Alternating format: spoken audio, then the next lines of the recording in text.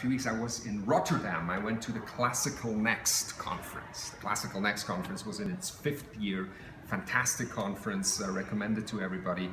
The whole industry is there, many orchestra representatives, and the perspective is again an R&D perspective, like what's happening, what's going on in our field of music, of classical music. And so one thing we did with a group of friends is we kicked off a international indie classical network this year. Indie classical as a mindset of doing things slightly differently, an open mindset of going into different spaces with classical music, presenting it differently, doing new music in a different way, cross-genre often. So we had a lot of fun. There's a lot of excitement internationally.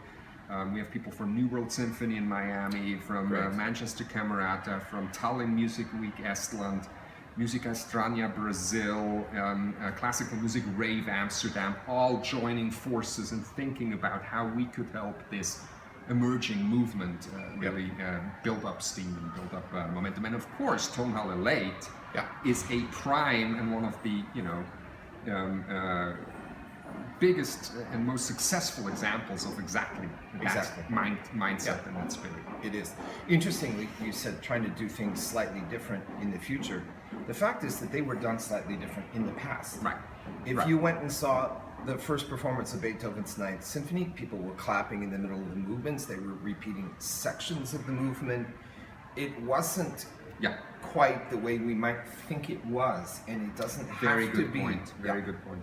Yeah. Very good. Actually, what we're reconnecting with a spirit of musicianship that's not brand new at all. That's actually something that's been going on, and that's sort of how would you say, it's solidified into rituals that have been static for a long time, and we're in a way reconnecting to something earlier. Right, and interestingly enough, if you went back in time, musicians from the Tonhalle Orchestra were playing in beer gardens and restaurants all over town. They were playing what we call classical pieces. Then they would come here and play an orchestra concert. Or yes, they were. Fantastic. In fact, the term classic just means the pieces that were constantly played.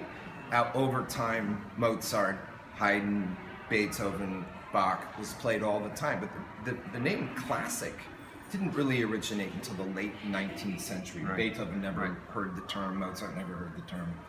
And so taking classical musicians and classical pieces into nightclubs, into coffee houses, this is going back to the way that it always was. So it's sort of back to the future in a way. Back to the future, I think that's a great way of ending this little preview of what's coming.